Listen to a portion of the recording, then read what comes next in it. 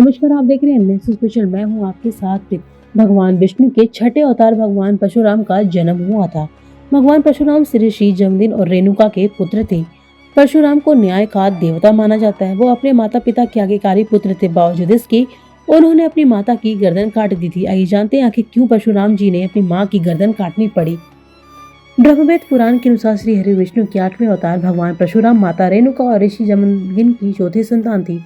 शस्त्र विद्या और शस्त्रों की ज्ञाता भगवान परशुराम को एक बार उनके पिता ने आज्ञा दी कि वो अपनी मां का वध कर दे। भगवान परशुराम बेहद आज्ञाकारी पुत्र थे। उन्होंने अपने पिता का आदेश पाते ही तुरंत अपने परशु से अपनी मां का सिर उनके धड़ से अलग कर दिया। अपनी आज्ञा का पालन होते देख भगवान परशुराम के पिता ऋषि जमदग्नि ने अपने पुत्र से बेहद खुश हुए। पिता को खुश देख परशुराम ने अपने पिता से मां रेणुका को पुनः जीवित करने का आग्रह किया।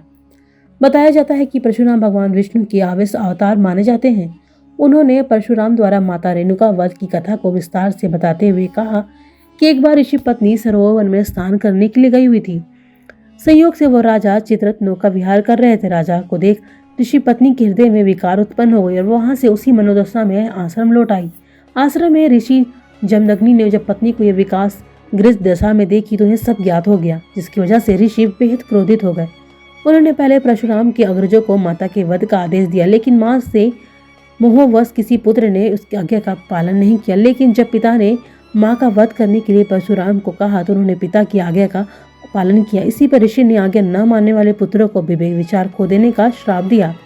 परशुराम ने खुश होकर उन्हें इस मनचाहा वर मांगने के लिए कहा। तब परशुराम ने अपने पिता से माता को पुनः जीवित करने का वरदान मांगकर अपनी मां को नवजीवन प्रदान किया और अपने पुत्र की तीव्र बुद्धि देखकर अति प्रसन्न ऋषि पिता ने परशुराम को ख्याति अर्जित करने और समस्त शास्त्र और शस्त्र का ज्ञाता होने का आशीर्वाद दिया। तब से लेकिन परशुराम जी ने पिता के कहने पर अपनी मां का वध किया था, जिसकी वजह से उन्हें मातृ हत्या का पाप लगा।